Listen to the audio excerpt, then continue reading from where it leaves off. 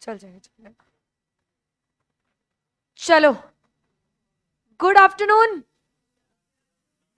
तुम लोग बड़े से ऐसे टायर्ड लग रहे हो मुझे आज, थके थके से।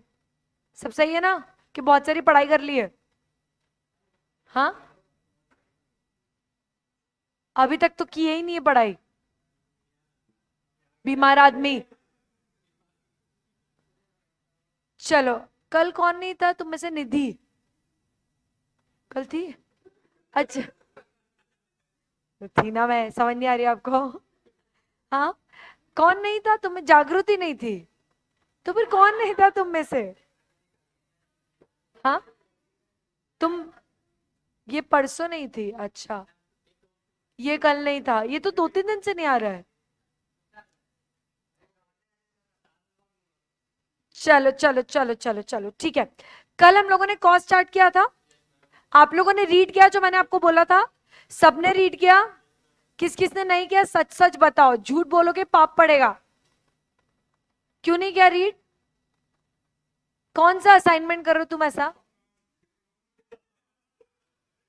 हाँ, देखो सुनो मेरी बात। मैं सभी स्टूडेंट्स को ये बोलना चाहती हूँ, देखो तुम बीकॉम कर रहे हो, अच्छी बात है, बीकॉम करो, मेरे को कोई प्रॉब्लम नहीं है। बट तुम्हें एक चीज को प्रायोरिटाइज तो करना ही पड़ेगा कि जिंदगी में इंपॉर्टेंट क्या है ना? राइट? आपको प्रायोरिटाइज तो करना पड़ेगा। मेरे साथ भी ऐसा हुआ है, मैंने भी बीकॉम दिया, बीकॉम ऑनर्स किया, मैंने एमबीए किया। मेरे सामने भी दो चीजें चल रही थी, but then I prioritize. Of course एक एमबीए में तो मैं एक सब्जेक्ट में फेल भी हो गई थी फेल, अब क्या करूं, हो गई है ना? बट मेरी प्रायोरिटी क्लियर थी ना। आप दोनों चीजें फुल टाइम नहीं कर सकते हो। आ रही है क्या बात समझ में? तो आपको प्रायोरिटी, हाँ मैंने क्लियरली बोला है कि आपको आज ये पढ़ के आना है तो आपको पढ़ के आना है। अब उस बीच में अगर आपको असाइनमेंट करना है तो आप करो, बट समय निकालो फिर इस चीज का। फिर बाकी चीजों पे कॉम्प्रोमाइज करो जो आप करते हो। घूमने जाना है, इधर उधर करना है, जल्दी सोना है तो लेट सो, कुछ देख रहे हो फोन में तो लेट देखो, मत देखो। मूवी देख रहे हो, सीरीज देख रहे हो, मत देखो। मेरा पॉइंट ये है कि दूसरी चीज पे फिर कॉम्प्रोमाइज करो, बट इसको प्रायोरिटी बनाओ। इट्स हाई टाइम, मार्च खत्म होने आ गया है ना? राइट? अगर मैं आपको कुछ पढ़ के आने के लिए बोल रही हूं तो आपको पढ़ना पड़ेगा, आपके पास चॉइस नहीं है। ठीक है? यस। बाकी लाइव वाली जनता पढ़ाई की आप लोगों ने? प्रतीक, सागर, सावलिया मित्तल, अब इसमें आपका नाम कौन सा है? सावलिया मित्तल? नहीं, वो MITAL है। चलो एनीवे, ठीक है। हुजैफा, तन्वी, यस, अजय। चलो ठीक है, स्टार्ट करें, है ना? हम लोगों ने कल टाइप्स ऑफ कॉस्ट पढ़ी थी। मैंने आपको थ्योरी पढ़ने के लिए बोला था, एक बार हम लोग फटाफट से क्विकली देख लेते हैं।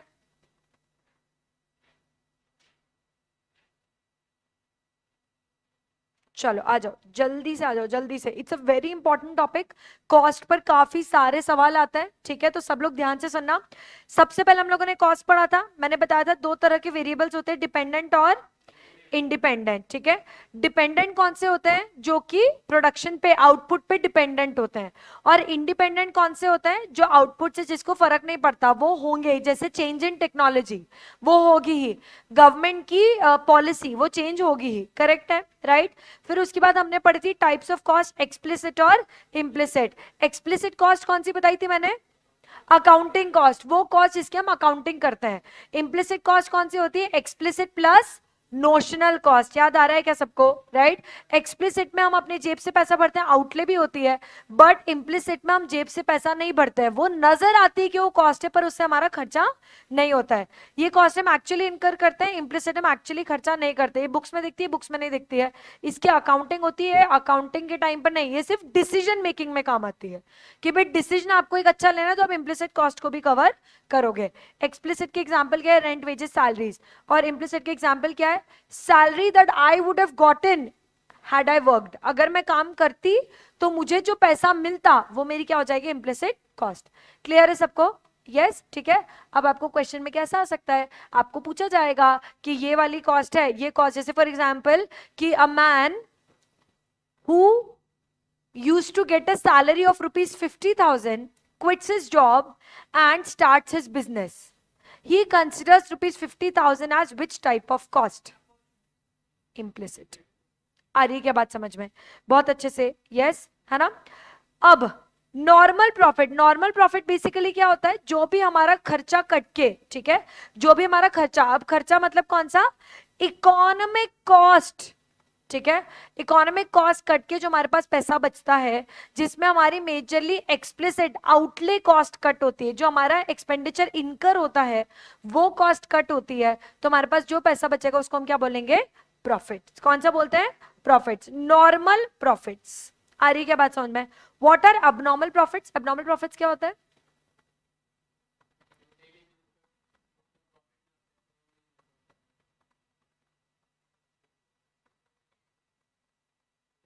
सेल ऑफ एसेट्स, करेक्ट है। ऐसा additional profit that you had not planned, ऐसा प्रॉफिट जो आपने प्लान नहीं किया था, ऐसा प्रॉफिट जो आपके आउटपुट से नहीं निकल रहा है, कोई एडिशनल एक्स्ट्रा प्रॉफिट निकल रहा है, जैसे आपने कुछ पुरानी चीज बेच दी है, गुड्स बेच दी है, बहुत बार एक ही प्रोडक्ट 2 बार बिक गया। फॉर एग्जाम्पल ऐसा बहुत बार होता है कि आपका एक ही प्रोडक्ट है और उसकी 2 बार बिलिंग हो गई और आपको एक्स्ट्रा पैसे मिल गए, ये सारे एबनॉर्मल प्रॉफिट होते हैं। कि भाई मैं लेट्स से रिमोट बेचने गई, ये रिमोट के लिए सामने वाले ने मेरे को 2 बार पैसे दे दिए, पहली बार उसने पैसा पे किया, उसका अमाउंट डेबिट नहीं हुआ, मुझे मैसेज नहीं आया, उसने दूसरी बार पे भी पे कर दिया और मेरे को 2 बार पैसा आ गया, तो ये जो दूसरी बार पैसा है वो क्या होगा, एबनॉर्मल प्रॉफिट। अगर मैंने मेरी कोई एसेट बेच दी, ठीक है, वो पुरानी हो रही थी, काम की नहीं थी, तो उससे जो पैसा आया वो भी क्या माना जाएगा, एबनॉर्मल प्रॉफिट। आ रही है क्या बात समझ में? बहुत अच्छे से। इम्प्लिसिट कॉस्ट हम लोग कर चुके हैं, यस, बढ़े आगे।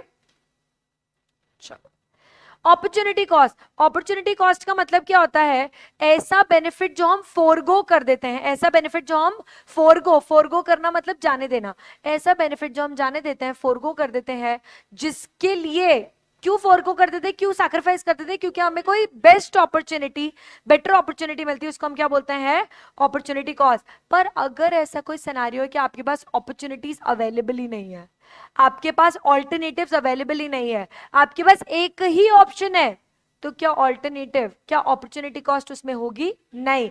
सो if there are no alternatives there is no opportunity cost, if there are no alternatives there is no opportunity cost, if there are no alternatives there is no opportunity cost. मुझे एक बात बताओ फटाफट से, opportunity cost को books में record करते हो क्या? नहीं। क्लियर है सबको? बहुत अच्छे से, यस। डायरेक्ट और इनडायरेक्ट कॉस्ट याद है, डायरेक्ट कॉस्ट वो होती है जो कि ट्रेसेबल होती है एक पर्टिकुलर प्रोडक्ट के लिए, ठीक है। इनडायरेक्ट कॉस्ट वो होती है जो हम सारे प्रोडक्ट्स की बात करेंगे, तो छोटी मोटी कॉस्ट जो हम ट्रेस नहीं कर सकते वो कॉस्ट हो जाएगी इनडायरेक्ट कॉस्ट। लेट्स से मैं 5 प्रोडक्ट बेच रही हूं, अगर मैं पांचों के हिसाब से टोटल कॉस्ट निकालूंगी, तो एक प्रोडक्ट की छोटी सी डिफेक्ट की जो कॉस्ट होगी वो मेरे लिए इनडायरेक्ट हो जाएगी, लेकिन अगर मैं उसी प्रोडक्ट की कॉस्ट निकाल रही हूं तो वो छोटा सा डिफेक्ट भी मेरे लिए डायरेक्ट कॉस्ट बन जाएगा। आ रही बात समझ में? तो आप छोटे लेवल पे बात कर रहे हो कि बड़े पे बात कर रहे हो, उस पे डिपेंड करता है कि कॉस्ट डायरेक्ट होगी या इनडायरेक्ट। क्लियर है क्या सबको? Yes. Examples, cost of raw material, wages etcetera, है ना। इनडायरेक्ट कौन सी होगी, फैक्ट्री रेंट। अब मैं पूरी की पूरी फैक्ट्री का रेंट दे रही हूँ, पूरी फैक्ट्री का रेंट 1 लाख रुपए दे रही हूँ 1 महीने का, करेक्ट है। अब 1 लाख रुपए महीने का रेंट मेरे लिए एक यूनिट के हिसाब से इनडायरेक्ट होगा ना, मैं 1 लाख रुपए एक यूनिट पे तो नहीं लगा सकती हूँ, है ना। मुझे उसको पूरा डिवाइड करते रहना पड़ेगा, डिवाइड करके पता चलेगा कि भले ही 1 लाख रुपए मैं पूरी फैक्ट्री का दे रही हूँ, पर उसमें से एक यूनिट के लिए तो मैं 1 रुपए दे रही हूँ। आ रही क्या बात समझ में? तो पूरी फैक्ट्री का जो रेंट होगा वो क्या हो जाएगा, इनडायरेक्ट कॉस्ट फॉर 1 यूनिट। आ रही बात समझ में? लेकिन ऐसा लेबर जो सिर्फ उसी यूनिट को बना रहा है, उसी प्रोडक्ट को बना रहा है, वो उस प्रोडक्ट के लिए कौन सी कॉस्ट हो जाएगी, डायरेक्ट कॉस्ट, ट्रेसेबल कॉस्ट। आ रही है क्या बात समझ में? बहुत अच्छे से, बढ़े आगे। फिक्स्ड और वेरिएबल सबको मालूम है, फिक्स कॉस्ट क्या होती है, शॉर्ट रन में फिक्स्ड होती है, लॉन्ग रन में फिक्स भी क्या बन जाती है, वेरिएबल। क्लियर है? अच्छा, एक होती है सेमी वेरिएबल। सेमी वेरिएबल क्या होती है, थोड़ा टाइम तक फिक्स्ड कांस्टेंट, उसके बाद वो वेरिएबल हो जाती है, मतलब चेंज होने लग जाती है विद आउटपुट। क्लियर है? एक होती है step ladder cost. Step ladder कौन सी होती है, पहले कांस्टेंट रहती है, फिर इंक्रीज होती है, फिर कांस्टेंट, फिर इंक्रीज होती है, फिर कांस्टेंट, फिर इंक्रीज, फिर। क्लियर है? बढ़े आगे, यस, बढ़े, yes. Next is committed fix cost ना। फिक्स कॉस्ट भी 2 तरह की होती है, एक होती है कमिटेड, एक होती है डिस्क्रिशनरी। कमिटेड फिक्स्ड कॉस्ट कौन सी होती है, जो आपने एक बार पैसा डाल दिया ना, अब वो फिक्स हो गई और आपको पैसा डालना ही पड़ेगा, like you have to make commitment वादा, कमिटमेंट करना ही पड़ेगा उस कॉस्ट में, खर्चा करना ही पड़ेगा उसमें, वरना धंधा नहीं चलेगा। जैसे फैक्ट्री में पैसा डालना, प्लांट एंड मशीनरी में डालना, मतलब that is a kind of commitment your business is asking from you, इस कमिटमेंट फिक्स्ड कॉस्ट। आ रही बात समझ में? फैक्ट्री हो गया, प्लांट एंड मशीनरी हो गया, स्टाफ की बेसिक सैलरी हो गई, ये सब कमिटेड फिक्स्ड कॉस्ट है। लेकिन एक होती है डिस्क्रिशनरी। डिस्क्रिशनरी का मतलब ही क्या होता है? डिस्क्रिशन। डिस्क्रिशन का मानसी मतलब होता है स्व इच्छा, स्वेच्छा। डिस्क्रिशन का मतलब क्या होता है? स्व इच्छा, स्वेच्छा। आ रही है क्या बात समझ में? यस तो डिस्क्रिशन मतलब ऐसी फिक्स कॉस्ट जिसपे आप डिस्क्रिशन ले सकते हो, अपनी इच्छा से डिसाइड कर सकते हो कि इसमें पैसा डालना चाहिए या नहीं। वो कौन सी कॉस्ट हो जाएगी? Discretionary fix cost. देखो है तो फिक्स्ड ही, है तो कांस्टेंट ही, शॉर्ट रन में कांस्टेंट है, लॉन्ग रन में वेरिएबल हो जाएगी, है fixed he. But the point is this is avoidable, आप इसको अवॉइड भी कर सकते हो। बट जो कमिटेड फिक्स कॉस्ट होती है वो कैसी होती है? अनअवॉइडेबल, अनकंट्रोलेबल, जो आपके फर्म के नॉर्मल ऑब्जेक्टिव्स को अचीव करवाती है। पर ये वाली कौन सी होती है? ये होती है कंट्रोलेबल, अवॉइडेबल, जो आपके लॉन्ग टर्म ऑब्जेक्टिव्स के काम आ सकती है, बट अभी शॉर्ट टर्म ऑब्जेक्टिव्स के लिए कुछ ज्यादा काम नहीं आएगी। एक एग्जाम्पल, ये हमारा क्लासरूम है, बेंचेस जरूरी है क्या? तो ये क्या हो गया हमारा? Committed fixed cost. करेक्ट है। टीवी जरूरी है क्या? ये क्या हो गया हमारा? Committed fixed cost. पर मुझे एक बात बताओ, यहां पर एक पेंटिंग लगा दूं एक चार्टर्ड अकाउंटेंट की, या एक मोटिवेशनल कोट की, आ रही बात समझ में? उसकी पेंटिंग लगा दूं, वो भी है तो फिक्स कॉस्ट, एक बार लग गई, खर्चा उसका बदलेगा नहीं, है ना? राइट, वो भी एक फिक्स कॉस्ट है। बट डू यू थिंक कि वो नेसेसरी है? नहीं, तो वो कौन सी हो जाएगी? Discretionary fixed cost. समझ में आ रही है बात? बहुत अच्छे से। बढ़े आगे।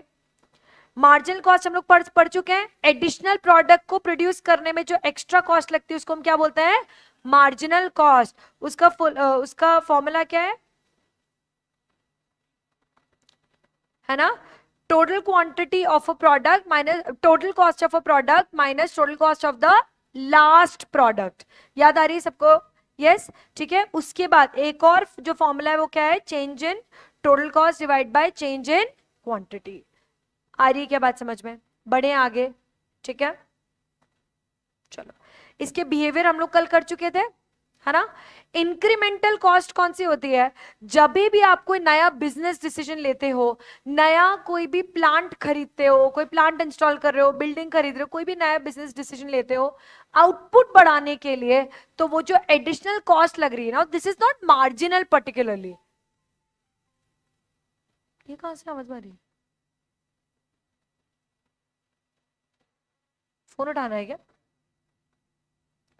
हाँ, तो जरूरी नहीं कि मार्जिनल कॉस्ट है, because this cost can be fixed, this can be variable, you don't even know. My point is ऐसी जो टोटल कॉस्ट जो आपको नया खर्चा लग रही है, जो कुछ नया डिसीजन लेने में लग रही है, इट्स अ मेजर डिसीजन, ये कोई एक्स्ट्रा आउटपुट प्रोड्यूस करने में नहीं लग रही है, वो मार्जिनल होगी। कोई नया बिजनेस डिसीजन में जो आपको नई कॉस्ट लग रही है उसको हम क्या बोलते हैं? Incremental cost. आ रही है क्या बात समझ में? बढ़े आगे। यस ठीक है। उसके बाद next is sunk cost. Sunk cost मतलब डूब गई, संक, संक, टाइटैनिक, संक, है ना? पार्ले जी चाय में संक। आ रही क्या बात समझ में? ठीक है, राइट। तो संक कॉस्ट मतलब पैसा डूब गया, पैसा गया, जिसका पैसा वापस नहीं आएगा, जिसका पैसा आप रिकवर नहीं कर सकते, वो संक कॉस्ट होती है। जैसे कि एडवर्टाइजमेंट, एडवर्टाइजमेंट में आपने पैसा दे दिया ना, अब ऐसा नहीं है कि उसको एडवर्टाइजमेंट में से कुछ पैसा आप इनकैश कर लो, आप इनकैश नहीं कर सकते उसका पैसा, वो पैसा हमने लगा दिया, वो गया। हो सकता है उससे आपको कुछ मिले कुछ नहीं मिले, एक एक कस्टमर भी आपके पास आ जाए तो बड़ी बात है। आ रही बात समझ में? एडवर्टाइजमेंट अच्छा हो सकता है कस्टमर्स आ जाएंगे, फिर कस्टमर आएगा, फिर उसको अपना प्रोडक्ट पसंद करना पड़ेगा, फिर वो प्रोडक्ट हमारे बार बार खरीदेगा, ये लंबा प्रोसेस होता है। So advertisement is a sunk cost, आपने अपने आप को प्रमोशन के लिए पैसा डाल दिया। क्लियर है? बहुत अच्छे से। रिसर्च, मार्केट रिसर्च करना, मार्केट रिसर्च में आप जो खर्चा करते हो वो भी कौन सी हो जाएगी? Sunk cost. एक होती है हिस्टोरिकल कॉस्ट। हिस्टोरिकल कॉस्ट वो होती है जो अपने पैसा पास्ट में डाल दिया, अब वो वापस नहीं आएगा। संक और हिस्टोरिकल में डिफरेंस है। हिस्टोरिकल कॉस्ट वो होती है जिसमें आपने पास्ट में पैसा डाल दिया, वो कुछ भी हो, फिक्स्ड हो, वेरिएबल हो, सब हिस्टोरिकल। आ रही बात समझ में? संक तो वो है जो डूब गया है, क्लियर है? हिस्टोरिकल कॉस्ट वो है जो डूबा नहीं है, बस पैसा लग गया है, हो सकता है उससे आपको पैसा निकल रहा हो बार बार बार बार। तो अगर मैं कोई पैसा इन्वेस्ट भी कर रही हूं और उससे अगर मुझे रिटर्न भी आ रहा है, तो भी वो कौन सी कॉस्ट है? हिस्टोरिकल है। समझ में आया सबको? पर अगर मैंने पैसा डाल दिया और अब उससे कोई रिटर्न का कुछ भरोसा नहीं है, तो दैट इज संक कॉस्ट। आ रही है क्या बात समझ में? Next is replacement cost. Replacement cost कौन सी होती है? कोई भी एसेट को रिप्लेस करने की जो कॉस्ट होती है उसको हम क्या बोलते हैं? Replacement cost. ठीक है, तो अगर आप पुराना कोई एसेट था, फिर आपने नया एसेट खरीदा, उसके लिए आपको एक्स्ट्रा प्राइस पे करना पड़ा, तो रिप्लेसमेंट कॉस्ट होगी। क्लियर है? ठीक है। Next is private cost. Private cost कौन सी होती है? जब हम एक इंडिविजुअल प्रोडक्ट पर खर्चा करते हैं। किस पर? इंडिविजुअल प्रोडक्ट पर खर्चा करते हैं। तो वो जो प्राइवेटली हम उस प्रोडक्ट पर खर्चा कर रहे हैं, जिसमें हमें प्राइवेट रेवेन्यू मिलेगा, प्राइवेट प्रॉफिट मिलेगा, तो उसको हम क्या बोलते हैं? Private cost. लेकिन अगर अगर हम पूरी सोसाइटी के लिए कुछ ऐसा प्रोड्यूस कर रहे हैं, ठीक है, जिसमें हमें पूरी सोसाइटी का खर्चा अगर उठाना है, सोसाइटी मतलब यहां पर गोकुलधाम सोसाइटी नहीं, सोसाइटी का मतलब पूरा समाज, इकोनॉमी एज अ होल, जो भी आपका टारगेट मार्केट है, अगर आप पूरी सोसाइटी के लिए खर्चा करते हो, तो वो क्या मानी जाएगी? Social cost. क्लियर है? ठीक है। जैसे फॉर एग्जाम्पल प्राइवेट कॉस्ट में आपको कोई भी रिवर को क्लीन करना, रोड की सफाई करना, ये सब करने की जरूरत नहीं है, करेक्ट है। लेकिन अगर आप वो भी करते हो तो सोशल कॉस्ट होती है। एक बहुत बढ़िया एग्जांपल देती हूं मैं। जब भी कोई सोसाइटी, कोई बिल्डिंग बनती है ना, कोई बिल्डर एक बिल्डिंग बना रहा है, ठीक है, कोई भी बिल्डर एक बिल्डिंग अगर बनाता है, तो कायदे से वो अगर बनाएगा तो वो तो सिर्फ अपनी बिल्डिंग बना के खड़ी कर देगा, है ना? लेकिन नहीं, वो उसके 1 किलोमीटर आगे तक की रोड भी बनाता है। वो 1 किलोमीटर आगे तक की रोड भी बनाता है। वो आसपास दुकानें खड़ी करवाता है, grocery store, medical store, hospital, छोटी मोटी क्लिनिक, ऐसी छोटी अपनी बाल काटने वाली दुकान, आ रही बात समझ में? ऐसी बहुत सारी चीजें खड़ी कराता है। क्यों? Social cost. तो जो उसने बिल्डिंग खड़ी करी, जो बिल्डिंग खड़ी करने के लिए उसको खर्चा लगा, वो उसकी प्राइवेट कॉस्ट थी। पर जो एक्सटर्नलिटीज उसने की है, वो उसकी क्या हो गई? सोशल कॉस्ट हो गई। आ गई क्या बात समझ में? बहुत अच्छे से।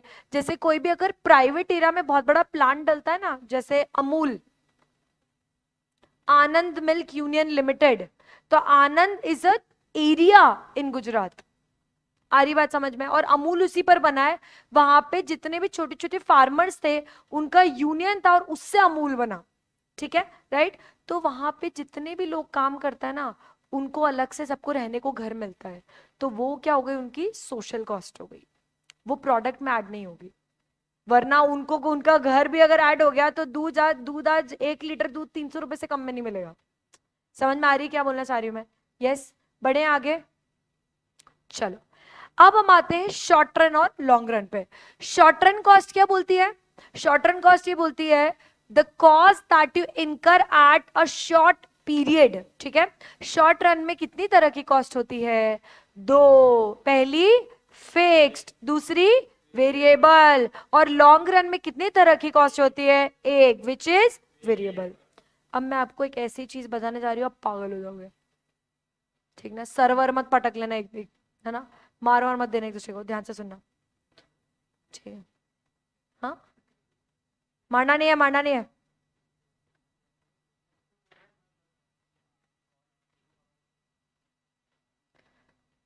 कौस्तुभ ने तो नहीं बोला हो, किसने बोला? सच बताओ। चलो चलो चलो चलो चलो, यस, स्टार्ट करें। देखो,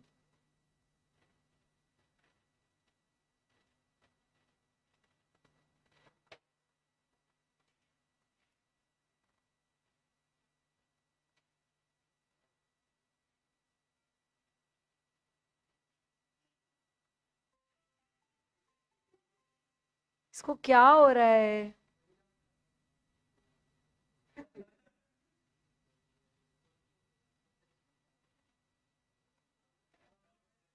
चलो चुप रहो, चलो सुनो, अब ध्यान सुनो, हाँ सुनो सुनो सुनो, ध्यान से सुनो। अब यहाँ पर क्या हो रहा है, हम पढ़ रहे हैं SAC और LAC। LAC is long run average cost and SAC is short run average cost. ठीक है, ध्यान से सुनना। लॉन्ग रन एवरेज कॉस्ट वो होती है कि हम ऐसा बेस्ट पॉसिबल इनपुट का कॉम्बिनेशन बनाएं और बेस्ट पॉसिबल आउटपुट प्रोड्यूस करें। मतलब इतने इनपुट से इतना आउटपुट बनाए या इनपुट आउटपुट का इतना बढ़िया रेशियो रखें कि हमारी एवरेज कॉस्ट मिनिमम हो लॉन्ग रन में, तो उसको हम क्या बोलेंगे, लॉन्ग रन एवरेज कॉस्ट। और अगर यही चीज हम शॉर्ट पीरियड में बात करें कि हमारे इनपुट और आउटपुट का कॉम्बिनेशन इतना बढ़िया होना चाहिए, इतना अच्छा होना चाहिए, आवाज आ रही है क्या माइक में से? इतना, हाँ आवाज आ रही है ना, इतना अच्छा होना चाहिए कि शॉर्ट रन में हमारी जो एवरेज कॉस्ट है वो मोस्ट मिनिमम पॉसिबल रहे। करेक्ट है, तो उसको हम क्या बोलते हैं, शॉर्ट रन एवरेज कॉस्ट। अब मैं एक बहुत ही बढ़िया चीज बताऊंगी, ध्यान से सुनना, ठीक है। शॉर्ट रन एवरेज क्या होता है कि यार मेरे को ऐसा कुछ प्लान बनाना है, छोटा सा प्लान, शॉर्ट रन है ना, छोटा सा है, उसमें भी एक कॉस्ट तो फिक्स्ड ही है, एक कॉस्ट वेरिएबल है, तो चेंजेस मैं किस में कर सकती हूँ, सिर्फ चेंजेस मैं किस में कर सकती हूँ, सिर्फ वेरिएबल कॉस्ट में। वेरिएबल कॉस्ट में चेंज होंगे, फिक्स तो फिक्स्ड है, राइट। सो ऐसे केस में मैं क्या करूंगी, ये मैंने क्या बनाया, एक short run average cost curve. ठीक है, हमने एवरेज कॉस्ट तो हमने ऐसे ही पढ़ा था, कल हम लोगों ने पढ़ लिया था एवरेज कॉस्ट। ये देखो एवरेज वेरिएबल कॉस्ट, याद आ रहा है सबको, है ना। तो हमारा एवरेज कॉस्ट कर्व जो है वो ऐसा बनेगा, because of average variable cost and average fix cost. याद आ रहा है सबको, है ना। तो हमारा एवरेज कॉस्ट तो इस तरह से बनेगा जिसमें फिक्स्ड और वेरिएबल दोनों एडेड है।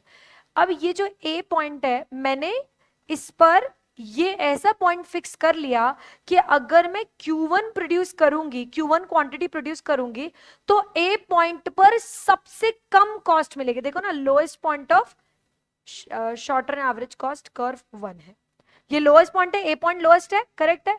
अब हुआ क्या, मुझे पता चला कि अरे यहां पर तो ए के बाद तो कॉस्ट बढ़ने लग गई है, तो मैंने अपना प्लान ही बदल दिया, मैंने नया प्लान शुरू किया और मैंने नया एवरेज कॉस्ट कर्व बना लिया। मैंने इसका मतलब प्लान 2 कर लिया और मैं नए प्लान से वापस बी पॉइंट पर पहुंच गई, which is the lowest point of average curve. समझ में आ रहा है। फिर मैंने देखा यार ये तो बढ़ने लग गया है, तो फिर मैंने क्या किया, Q3 पे आ गई मैं। ठीक है, नई क्वांटिटी, क्वांटिटी तो बढ़ी रही है ना, क्वांटिटी देखो, अगर मैं यही क्वांटिटी इसी कर्व पे बनाती SAC1 पर, इसका मतलब इसी प्लान के हिसाब से बनाती, तो मेरा एवरेज कॉस्ट कितना ज्यादा आता, समझ रहे हो।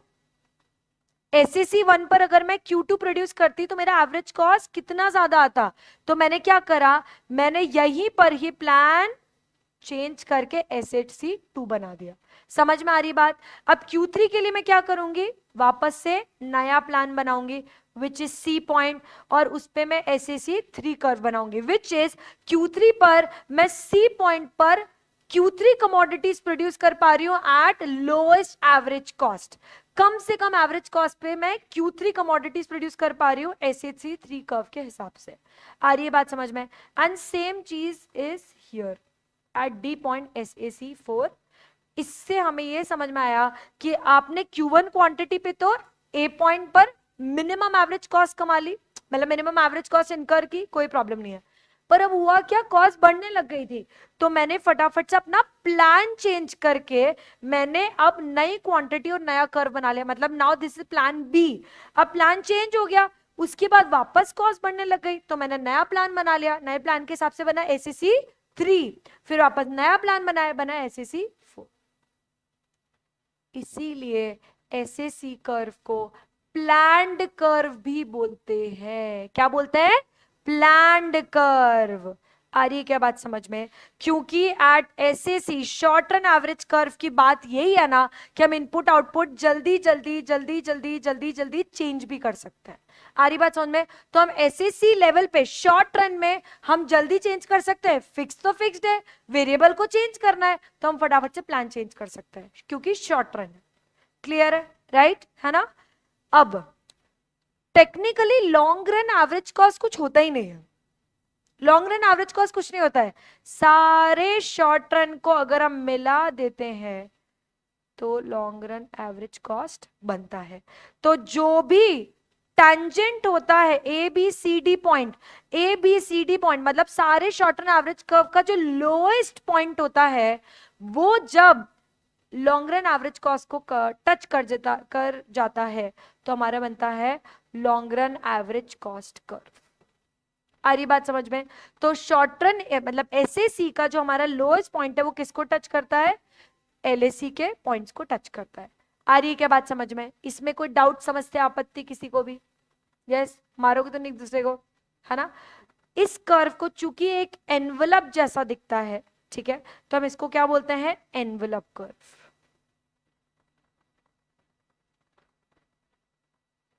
क्लियर है? समझ में आया सबको? शॉर्ट रन और लॉन्ग रन ये पहली बार देखने के बाद तो बहुत अजीब लगता है, अब समझ में आ रहा है देख के कि ऐसा हुआ तो क्यों हुआ। यस, बढ़े आगे। इसका आप लोग फोटो ले लो यार, बनाओ तो नहीं, इसका फोटो ले लो, वैसे बना हुआ भी है तो ठीक है। डन।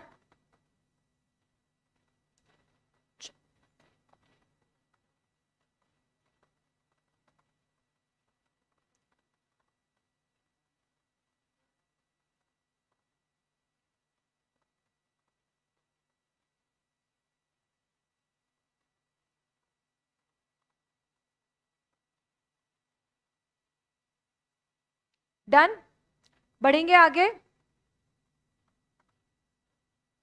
यस, चलो। अच्छा, कल हम ये सब कुछ कर चुके हैं, एक बार फटाफट से देख लेंगे इधर।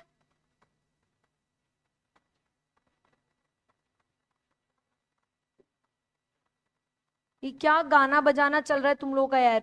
चलो, फिक्स कॉस्ट शॉर्ट रन में कैसी रहती है? Straight line. Fixed cost short run में कैसी रहती है?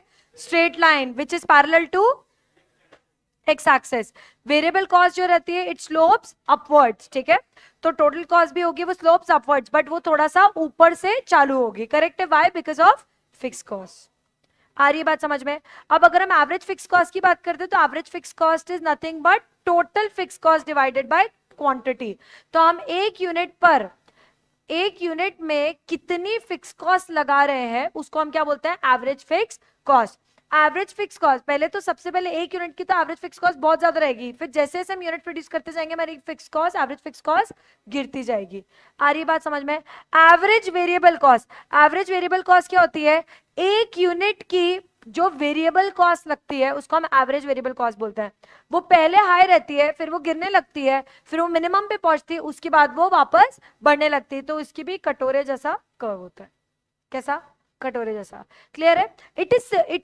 We can develop a relationship between average variable cost and average product, ठीक है। अगर हमारा एवरेज प्रोडक्ट बढ़ेगा तब तो हमारी एवरेज वेरिएबल कॉस्ट गिरेगी। अगर एवीसी मैक्सिमम रहेगा तब एवीसी इधर, एपी मैक्सिमम रहेगा तो एवीसी मिनिमम रहेगा। उसके बाद यहां से एपी गिरने लगा तो एवीसी इधर बढ़ने लगेगा। आ रही बात समझ में? यस। अब average cost, total average cost क्या होती है? Average fix cost plus average variable cost. उसका भी कटोरे जैसा रहेगा because it's of course somewhere affected by average variable cost, क्योंकि एवरेज फिक्स कॉस्ट जो है वो तो ऊपर से गिरने लगती है। आ रही है क्या बात समझ में? बहुत अच्छे से। मार्जिनल कॉस्ट, मार्जिनल कॉस्ट अगर आपको मार्जिनल प्रोडक्ट याद हो, पहले बढ़ेगा मैक्सिमम के बाद वो एकदम गिरने लगेगा, मार्जिनल प्रोडक्ट। वैसा ही मार्जिनल कॉस्ट बनता है। मार्जिनल कॉस्ट पहले तो नीचे रहता है, उसके बाद वो सीधे शूट अप करता है। याद है वो एक बेंच जो मुझे लगानी पड़ेगी, तो एक बेंच एक ही स्टूडेंट के लिए बहुत ज्यादा रहेगी, तो वो एक्सपोनेंशियली शूट अप करता है। तो अब बताओ, अगर मार्जिनल प्रोडक्ट बढ़ रहा है तो मार्जिनल कॉस्ट गिरेगी। अगर मार्जिनल प्रोडक्ट मैक्सिमम है तो मार्जिनल कॉस्ट मिनिमम है। अगर मार्जिनल प्रोडक्ट गिरने लगा है तब मार्जिनल कॉस्ट बढ़ेगा। याद आ गया? बहुत अच्छे से। बढ़े आगे। चलो, ये हम लोग कर चुके हैं, है ना? चलो, ये भी हम लोग कर चुके हैं।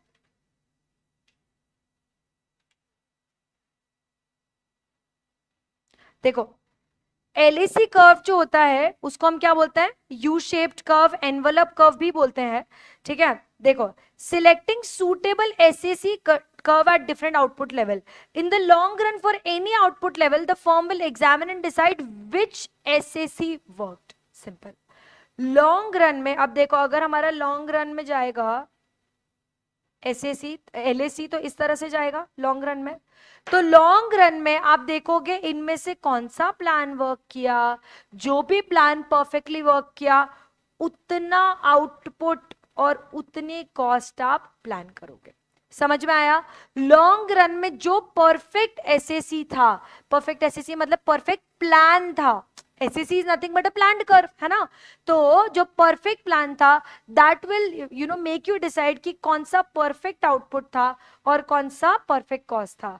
अगर आपने इस ऐसा आउटपुट निकाल लिया जहां पे कॉस्ट कंफर्टेबल है और ऐसा आउटपुट निकाल लिया जहां पर डिमांड और सप्लाई मैच करती हो, तो वो इक्विलिब्रियम आउटपुट, इक्विलिब्रियम प्राइस बनेगी जिस पर आपको आउटपुट और कॉस्ट भी कंफर्टेबल है।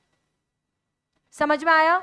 आपने ऐसा आउटपुट निकाल लिया जहां पर कॉस्ट कंफर्टेबल है और उसी आउटपुट पे सही प्राइस पे आपका डिमांड सप्लाई मैच होता है, तो that will be the correct equilibrium output, equilibrium price, equilibrium point. आ रही है क्या बात समझ में? बहुत अच्छे से बढ़े आगे। अरे बोलो।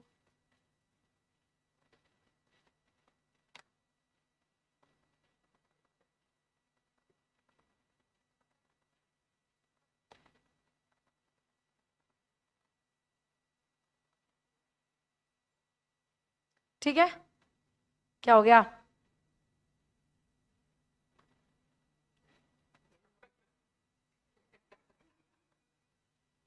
पिटेगा, ये पिटेगा एक दिन। बढ़े आगे। यस, चलो।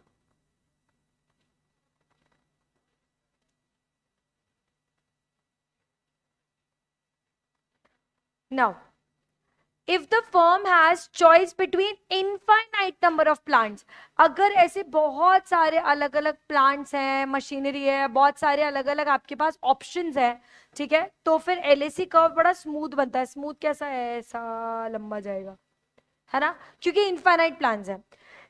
अगर एलएसी, अब यहाँ पर क्या है इस डायग्राम में, तो क्या हुआ, एलएसी कर्व बड़ा स्मूथ बनेगा क्योंकि बहुत सारे प्लान्स हैं, ठीक है।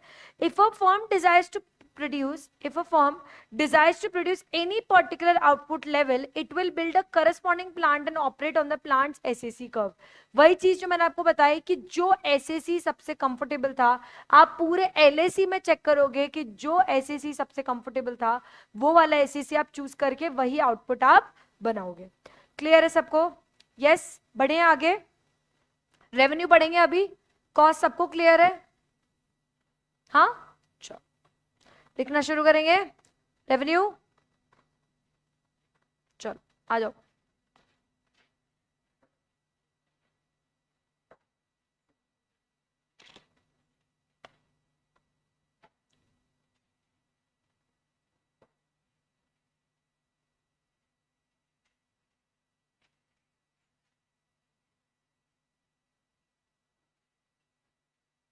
चलो, सबसे पहला टोटल रेवेन्यू क्या होता है? Price into quantity. मेरा टोटल रेवेन्यू क्या होगा? Price into quantity. कितनी प्राइस मैंने कितनी क्वांटिटी बनाई उसको हम क्या बोलते हैं? Total revenue. करेक्ट है, राइट, है ना। उसके बाद नेक्स्ट आता है एवरेज रेवेन्यू, कि मैंने एक प्रोडक्ट से कितना रेवेन्यू कमाया। मैंने एक प्रोडक्ट से कमाया total revenue divided by quantity, ठीक है। एक प्रोडक्ट से मैंने कितना रेवेन्यू कमाया, total revenue divided by quantity. आ रही है क्या बात समझ में? यस, बहुत बड़ी, बहुत अच्छी तरीके से। अच्छा, कभी कभी क्या होता है ना कि हमारी जो प्राइस होती है वो कांस्टेंट होती है। क्या होती है? प्राइस होती है वो कांस्टेंट होती है। अपन अभी इसको देखेंगे कैसे होता है ये। अभी हम इसको बस लिख लेंगे कि जब हमारी प्राइस कांस्टेंट होगी तब average revenue will be equals to price. Clear है? जब जब हमारी प्राइस कांस्टेंट रहेगी तब एवरेज रेवेन्यू हमारा किससे किसके बराबर रहेगा? प्राइस के। आ रही बात समझ में? बहुत अच्छे से। उसके बाद नेक्स्ट मार्जिनल रेवेन्यू क्या होगा? वही एक एडिशनल प्रोडक्ट बनाने का जो हमारा रेवेन्यू होगा उसको हम क्या बोलेंगे? Marginal revenue. सब लोग लिखते चलेंगे, लाइव वाली जनता। Total revenue of product minus total revenue of the previous product. Clear है? यस, ठीक है। अच्छा, एक बहुत important formula guys which is of marginal revenue related to elasticity. ठीक है, किससे कनेक्टेड है ये? इलास्टिसिटी से, है ना। ये क्या बोलता है? Marginal revenue is equals to AR into E minus 1 upon E, where E is elasticity.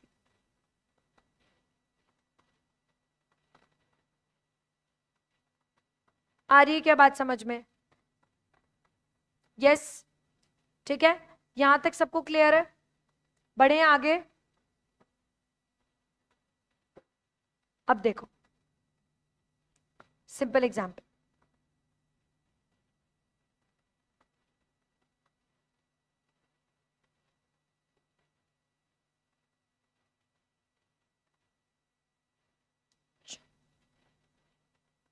है ना, देखो ये हो गया हमारा रेवेन्यू,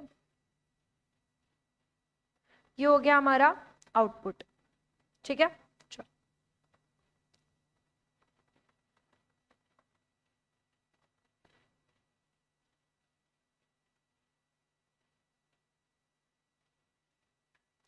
जीरो आउटपुट पे रेवेन्यू कितना होगा?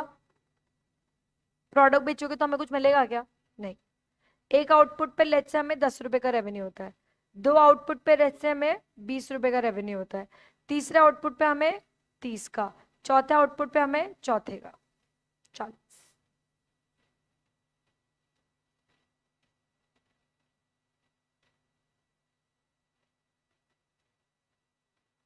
अब मुझे बताओ मार्जिनल रेवेन्यू कितना होगा इसका? Marginal revenue 10 minus 0, 0। ठीक है, वैसे मार्जिनल रेवेन्यू फर्स्ट लेवल पे वैसे भी कुछ होता नहीं है। ठीक है, उसके बाद 10 मान सकते हैं हम इसको, है ना। उसके बाद 10 माइनस 0, 10, 20 माइनस 10, 10, 30 माइनस 20, 10, 40 माइनस 30, 10। इतना अच्छा तो मैथ्स है तुम लोगों का, बेफालतू मैथ्स से डरते हो तुम लोग, हाँ राइट। अब तुम देखो यहाँ पर मार्जिनल रेवेन्यू और प्राइस तो सेम है ना। अब तुम देखो एवरेज रेवेन्यू कितना आएगा इसका? एवरेज रेवेन्यू मैंने क्या बताया था? Total revenue divided by quantity. तो 0 by 0, 0, 10 by 1, 10, 20 by 2, 2, 10, 30 by 3, 40 by 4, 10। तो हमारा ये भी सेम आया। तो हमने क्या बढ़िया चीज निकाली? हमने निकाला when price is constant at that particular time price equals to AR is equals to M। समझ में आया सबको? ठीक है, तो इस हिसाब से जो हमारा लेट्स से यहां पर है 10, तो ये हमारा क्या होगा? पैरेलल टू एक्स एक्सिस, ये होगा हमारा AR, MR और प्राइस। क्लियर है? बहुत अच्छे से। अब हम बात करते हैं टोटल रेवेन्यू की। तो टोटल रेवेन्यू हमारा कहां से शुरू होगा? कहां से शुरू होगा? शुरू कहां से होगा? 0 से, अगर यूनिट 0 है तो। आ रही बात समझ में? फिर वो क्या कर रहा है? बढ़ रहा है, बढ़ रहा है, बढ़ रहा है, बढ़ रहा है, बढ़ रहा है। ठीक है, तो इट स्लोप्स अपवर्ड्स। आ रही बात समझ में? तो अगर ये हम बोल सकते हैं कि अगर आउटपुट बढ़ेगा तो हमारा जो टोटल रेवेन्यू है वो भी बढ़ेगा। क्लियर है? ये तो इजी है, इसमें तो कोई डाउट नहीं है। ठीक है, ये तो हमने तब देखा जब हमारा आउटपुट बढ़ रहा है और टोटल रेवेन्यू भी बढ़ रहा है और मार्जिनल रेवेन्यू, एवरेज रेवेन्यू और प्राइस सब कांस्टेंट है। अब लेट्स सी अगर हमारा ये हो जाता है चेंज, मतलब प्राइस हो जाती है चेंज। ठीक है, ये बना लिया आप लोगों ने? बना लो फटाफट से। मैं सिर्फ मतलब ये सिर्फ ग्राफ बनाने को बोल रही हूँ।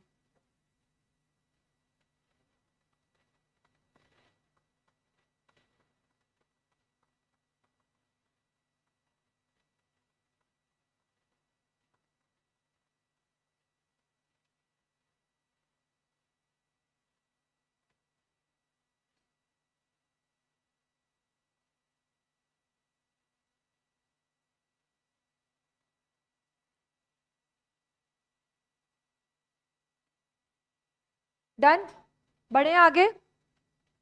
चलो अब हम देखते हैं when price is not constant, ठीक है, जब हमारी प्राइस कांस्टेंट नहीं है।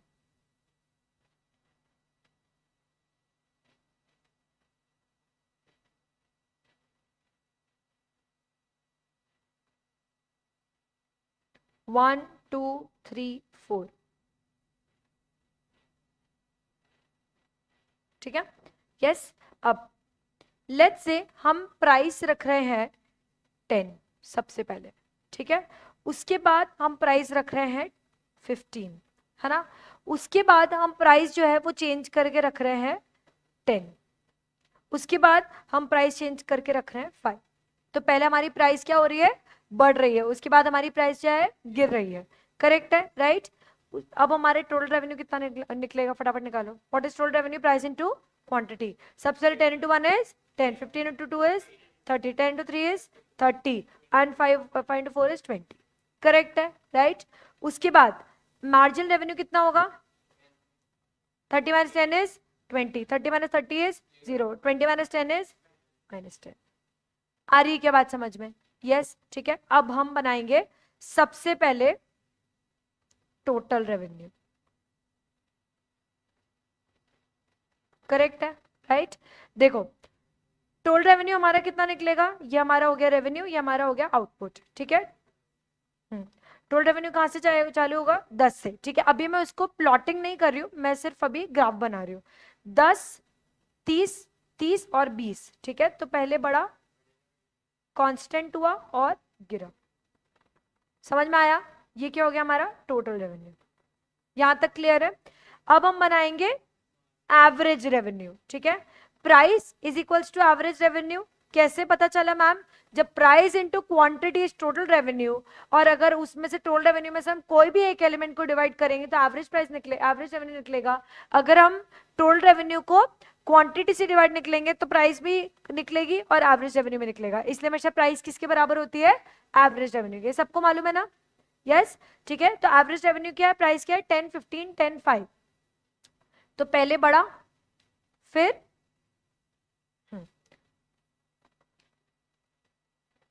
हाँ, यहां पर सबसे पहले बढ़ा, फिर 15, फिर गिरा और फिर 5, ठीक है। तो बढ़ा, फिर नीचे, फिर गिरा। आ रही बात समझ में, यस। इसका भी करीब करीब ऐसा ही जाएगा, ठीक है। उसके बाद next marginal revenue, marginal revenue बढ़ा और फिर तेजी से नीचे गिरा, करेक्ट है, राइट। ये पहले बढ़ा और फिर तेजी से नीचे गिरा, ठीक है। तो अपन एवरेज रेवेन्यू को करीब करीब ऐसा मान सकते हैं ईज आउट करने के लिए कि वो 10 से थोड़ा सा बढ़ा, ठीक है, और फिर ऐसे गिरा, करेक्ट है। पर मार्जिनल रेवेन्यू पहले थोड़ा सा बढ़ा और उसके बाद शार्पली नीचे गिरा। आ रही क्या बात समझ में, यस।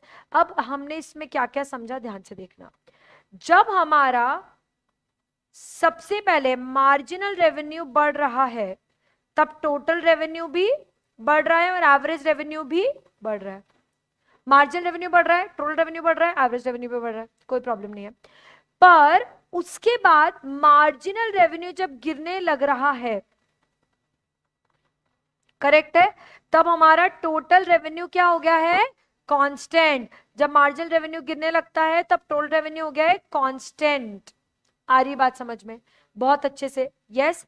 उसके बाद मार्जिनल, या फिर हम ये बोल सकते हैं जब टोटल रेवेन्यू 0 है तब मार्जिनल रेवेन्यू क्या, सॉरी, जब टोटल रेवेन्यू कांस्टेंट है तब मार्जिनल रेवेन्यू क्या हो गया, 0। तो when marginal revenue is equals to 0, total revenue हमारा क्या हो गया, अगेन कांस्टेंट, ठीक है, राइट, है ना। उसके बाद next is total revenue will never never never be negative. ये गड़बड़ सब बच्चे करते हैं क्योंकि सबको प्रोडक्ट याद रहता है।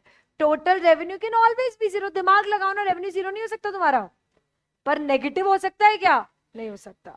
आ रही क्या बात समझ में, यस। अब तुम बोलोगे मैम लॉस, उसको रेवेन्यू में काउंट नहीं करेंगे हम। आ रही बात समझ में?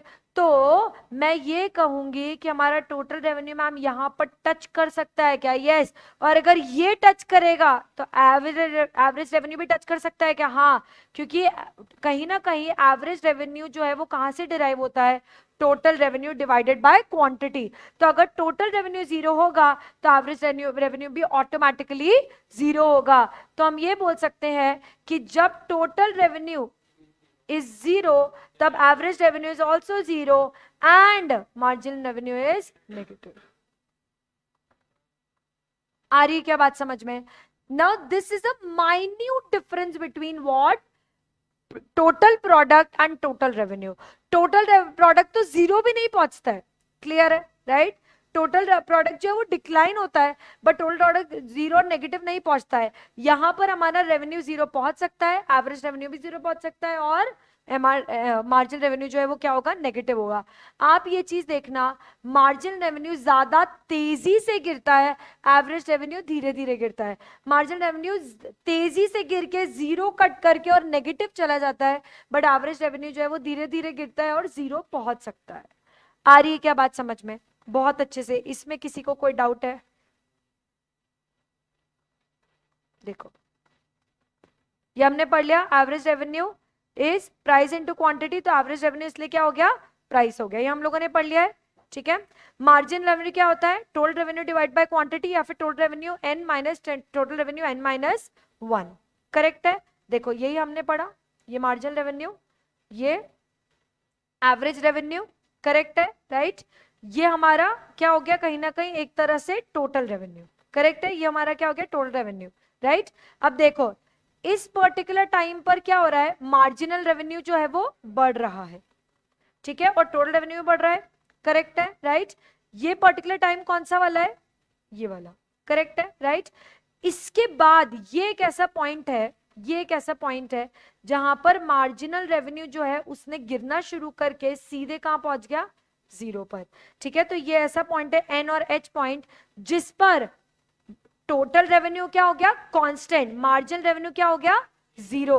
उसके बाद मार्जिनल रेवेन्यू गिरने लग गया, टोटल रेवेन्यू गिरने लग गया, मार्जिनल रेवेन्यू तो नेगेटिव हो गया, टोटल रेवेन्यू गिर के और जीरो तक पहुंच गया, और एवरेज रेवेन्यू भी गिरने लग गया।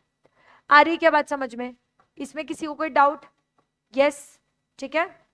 अभी हमने इलास्टिसिटी नहीं पढ़ा है, इलास्टिसिटी हम अब पढ़ेंगे। क्लियर है सबको? इसमें कोई डाउट, समस्या, आपत्ति? अच्छा, अब मुझे एक बात बताओ, इसका डिमांड से क्या रिलेशन है? इसका डिमांड से क्या रिलेशन है?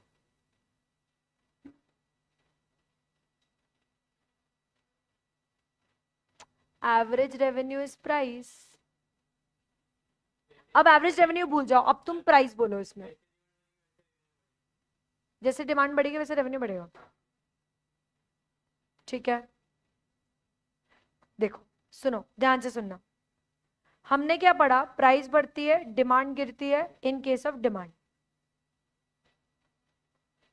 सप्लाई के केस में प्राइस बढ़ता है, सप्लाई बढ़ता है in case of supply, correct है? राइट?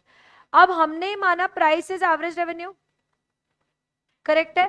तो अगर हमारा एवरेज रेवेन्यू मतलब प्राइस,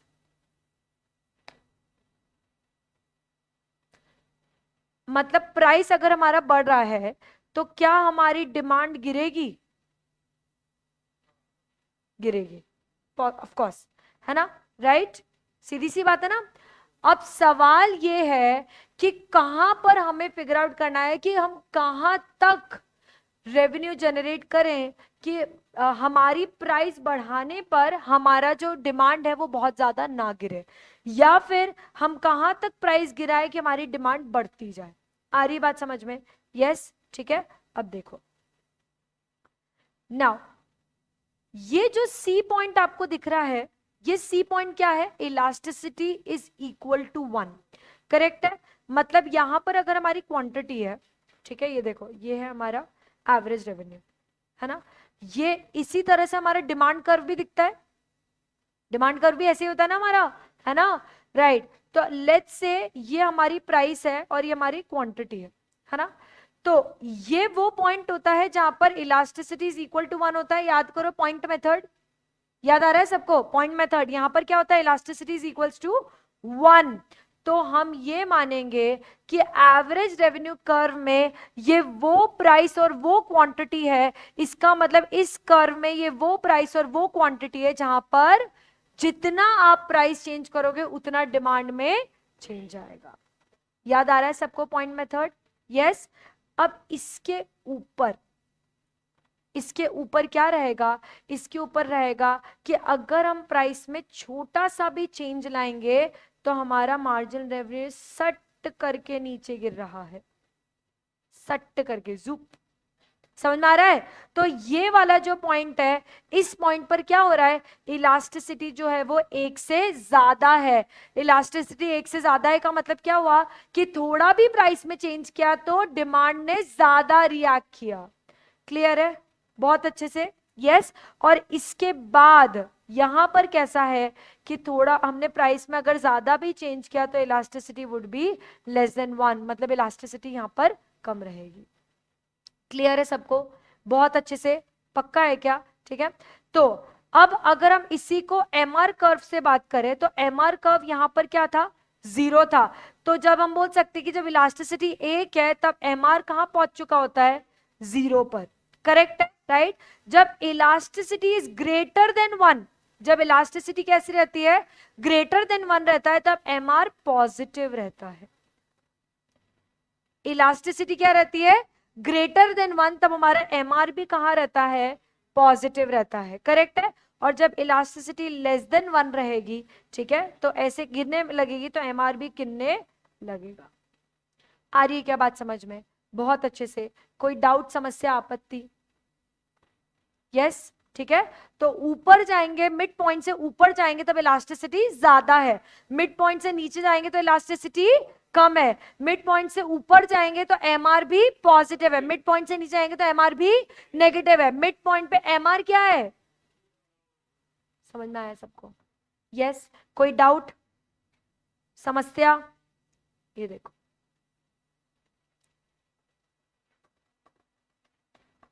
निधि क्लियर है?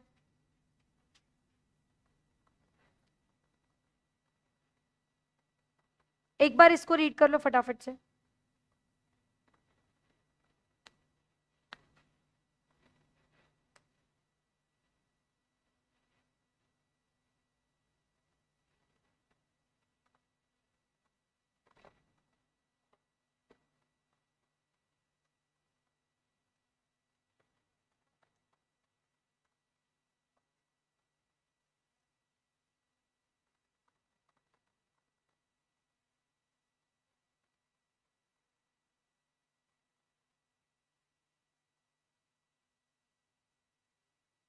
समझ में आया?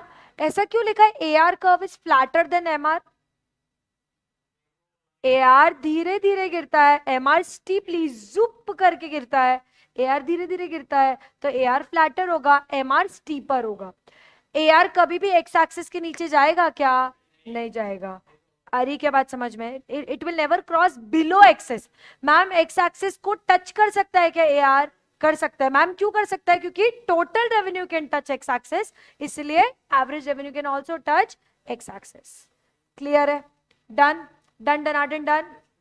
चलो यस। अब इक्विलिब्रियम पॉइंट और उसका प्रॉफिट लॉस की शटडाउन पॉइंट कब आता है ये हम लोग पढ़ेंगे कल। कल ही हम कॉस्ट और रेवेन्यू की करेंगे सवाल और जवाब। क्लियर है? यस। हमारा ये कंप्लीट होगा और कल इसके पूरी थ्योरी आप लोगों को पढ़कर आनी है। नहीं पढ़कर आओगे लड़की, अगर नहीं पढ़कर आओगे तो क्वेश्चंस नहीं सॉल्व कर पाओगे। ठीक है? तो लाइव वाली जनता भी पढ़कर आएंगी, आप लोग भी पढ़कर आओगे, क्वेश्चन सॉल्व करने में मजा आएगा, है ना? Done done done done. आज की सभा समाप्त।